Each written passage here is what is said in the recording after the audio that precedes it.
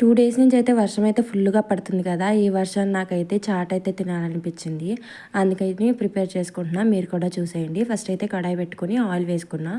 Oil బాగా heat అయిన తర్వాత చిన్నగా చాప్ చేసుకున్న చిల్లీస్‌ని అయితే వేసుకోవాలి. కొంచెం ఎక్కువగానే వేసుకోండి చిల్లీ అనేది. ఒక 3 అయితే సరిపోతుంది.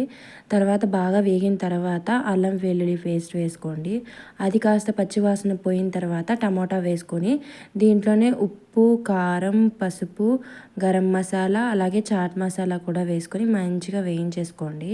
వేగిన తర్వాత కొంచెం వాటర్ వేసుకోండి. ఎందుకంటే మాడిపోకుండా ఉండడానికి. తర్వాత నేను కచ్చా పచ్చగా దంచుకున్న బఠానీలను అయితే వేసుకుంటున్నా. అదైతే 4, 5 గంటల ముందే బఠానీ అనేది నానబెట్టుకుంటే త్వరగా ఉడికిపోతుంది. ఉడికిన తర్వాత కొంచెం వాటర్ వేసుకొని దగ్గరగా అయ్యేంత వరకు చూసుకోవాలి. మరీ దగ్గరగా కాకుండా మరీ పలుచగా కాకుండా కొంచెం పలుచగా ఉండేలా చూసుకోవాలి. ఇదైతే ఐరన్ కడంలో చేసుకుంటే టేస్ట్ బాగుంటుంది. తర్వాత బౌల్లోకి వచ్చిన తర్వాత కొత్తిమీర, ఆనియన్ అలాగే మన దగ్గర ఉన్న మిక్చర్, ఆనియన్ కావాలితే కర్డ్ కూడా వేసుకొని తినేస్తే చాలా బాగుంటుంది.